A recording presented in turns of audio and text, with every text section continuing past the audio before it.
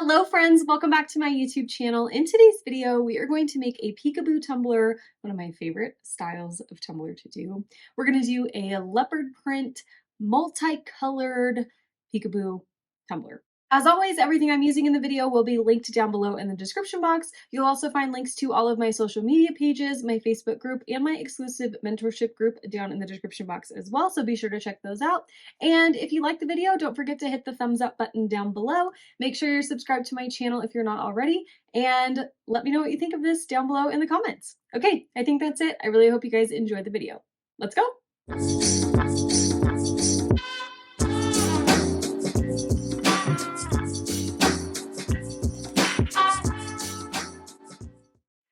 Now we're gonna start. What a weirdo.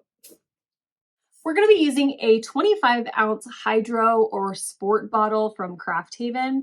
So it's got a screw-on lid, and I want to tape all of this off to protect it from epoxy. When we create our final seal with the epoxy, we're gonna do it up here on this. So we're gonna glitter all the way up to here, and then we'll sand this down so that we form our final epoxy seal here, and we can still screw the lid on this way, and then everything will be nice and finished and seamless. So there are a couple ways that you can put these on your turners. Craft Crate carries screw-on things that you can screw on and then put your cup on and put it in your turner. I don't have any of those yet. I am getting some, but I don't have any yet.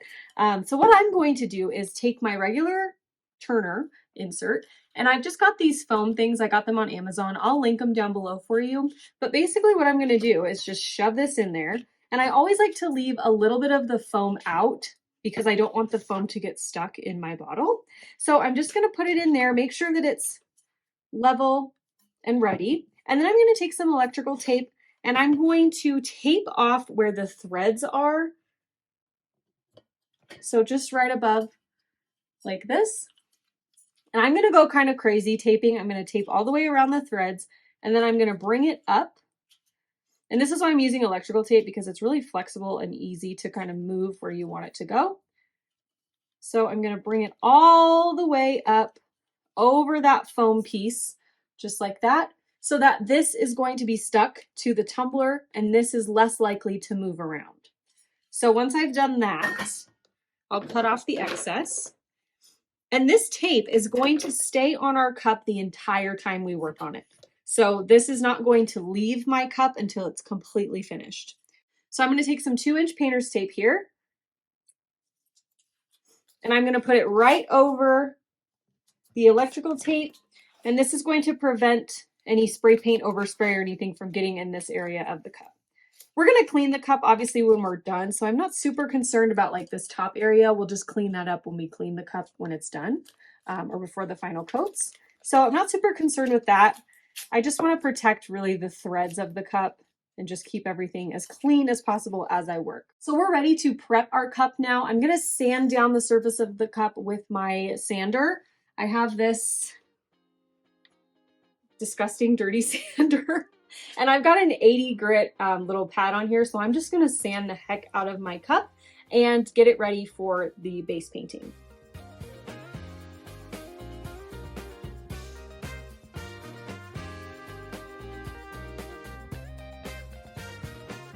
So once you're done sanding, you should see these little like sanding marks on your cup. That's how you'll know that you've sanded enough. Now I'm going to clean my cup with some 91% rubbing alcohol. You can either do this or you can wash your cup with like dish soap and water. Either one, whatever way you want to use to clean your cup is totally fine. You just want to get all of that sanding residue off your cup so that it is totally clean and ready to be painted.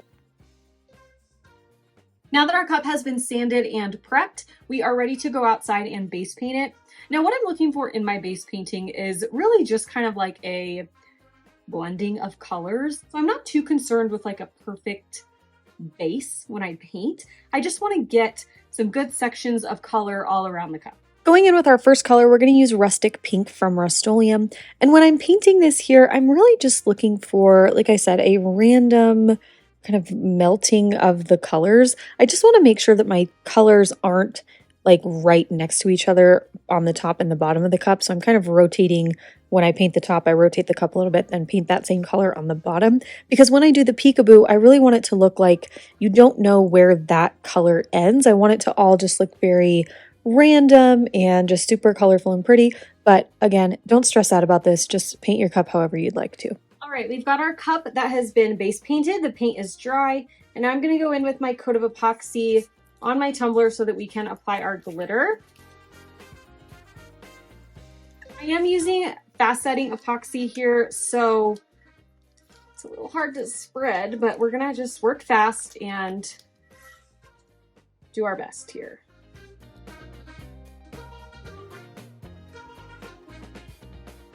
Now, because I'm using fast set and it's kind of starting to set up a little bit, I'm using a little bit more than normal just because it would be too hard to spread if I didn't use a little bit more. So I'm just going to try to make the coat as thin and even as possible. All right, our cup is ready. The epoxy coat is a little bit thicker than normal. It's kind of leveled itself out and evened out a little bit, but that's okay. We're just going to put a lot of glitter on it. We are going to do a kind of like, I guess you would call it a glitter melting type deal. We're not really going to try to blend the colors together because they're going to go under a peekaboo anyway, and that would be a lot of work just to cover it all up. So I'm really just going to try to get some good concentration of color, like get some good sections, and then when we do the peekaboo, it'll all come together and just look like a cool multicolored leopard. We are going to start with our chunkiest, darkest as always. So I'm going to start with Coronation. And I'm going to go on those darker teal sections with this. And you can see I'm kind of letting it fall into the other sections. But I'm not really too concerned with like blending those. So there's our Coronation. And next I'm going to take Jacksonville and I'm going to go on that same section just to kind of build up the depth of that color area a little bit. We are going to be layering a lot of glitters on top of each other, even though we're not ombreing them. Next, we're going to take Athena. And I'm going to go on all of the gold sections, kind of going light in my coverage.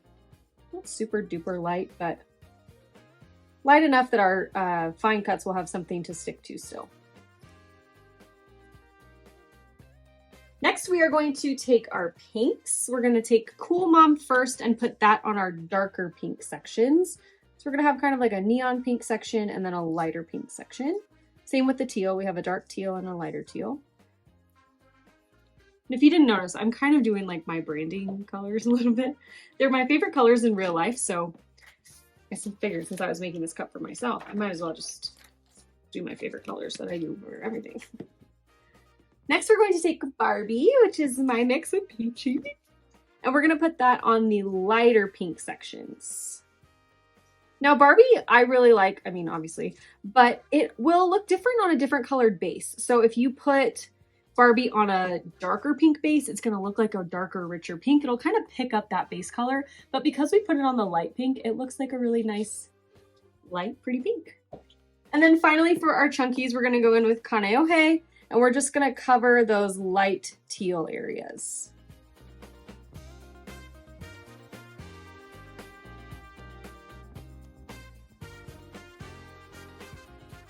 So there's what the cup looks like with all the chunky cuts on it. And now we're going to go in and build up the coverage and everything with the finer cuts. Again, not doing really any blending here. We're just trying to get a nice color saturation. For our dark colors, we're going to use both Mr. Lomax and Little Mermaid. Mr. Lomax is darker, so we're going to go in with that first. I'm just really trying to concentrate on those sections. I'm not trying too much to fade the colors out. If they move a little bit, that's okay, but I'm not really focused on a fade. So there's Mr. Lomax added on there. Stay. Yes. And then Little Mermaid will go right on top of that just to fill in any gaps we have and add a little bit more depth. For our fine cut gold, you already know we're going in with Goddess. We're going to cover that gold section.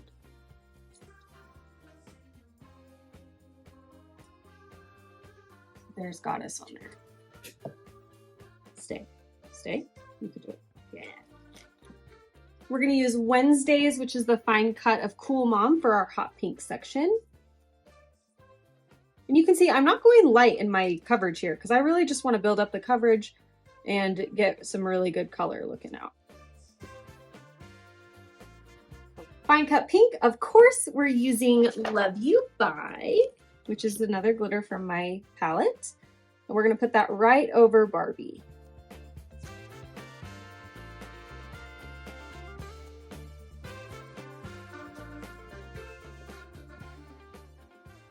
There it is. You can see the difference in the hot pink and the light pink, obviously, because they're different. And finally, we are going to use 10, 12, 13 for the light aqua section. So that's going to go right over Kaneohe.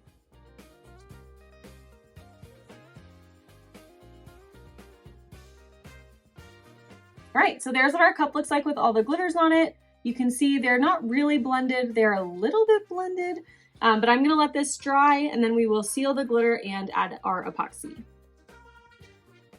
All right, so our glitter was sealed with 2 coats of the Rust-Oleum clear glass spray, and then I added 2 coats of epoxy to my tumbler. Each coat was about 30 to 35 milliliters. This is a pretty large cup, so I used more epoxy than I typically would. So now we're ready to go in and do all of our sanding, or at least our first round of sanding. I'm taking my Dremel here. This is my literal favorite thing at the moment. It makes sanding so easy.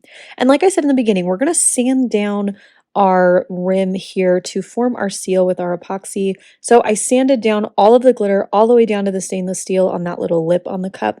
And now I'm taking my craft knife and shaving off this epoxy from that kind of top like flat portion where the bottom of the lid will meet up.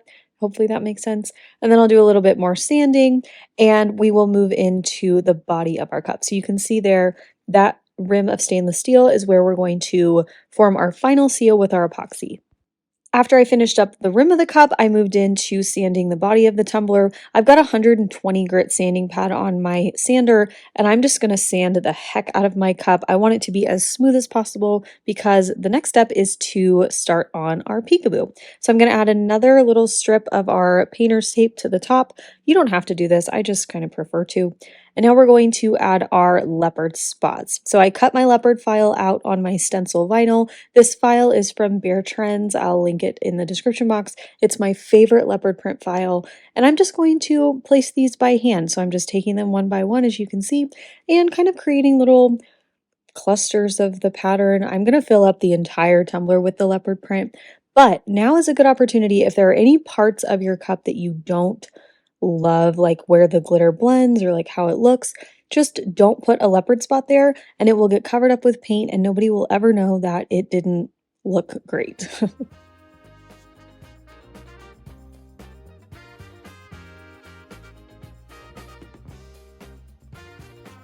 After all of my spots are applied, I'm going to spray paint my cup with a matte white spray paint.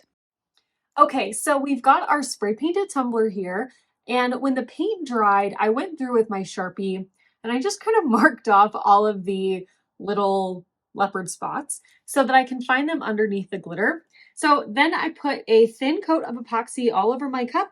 And now we're going to apply our glitter. We're going to use Chantilly from Peachy Olive Glitters. It's a fine cut, really, really pretty white. And we're going to cover the entire tumbler with this glitter.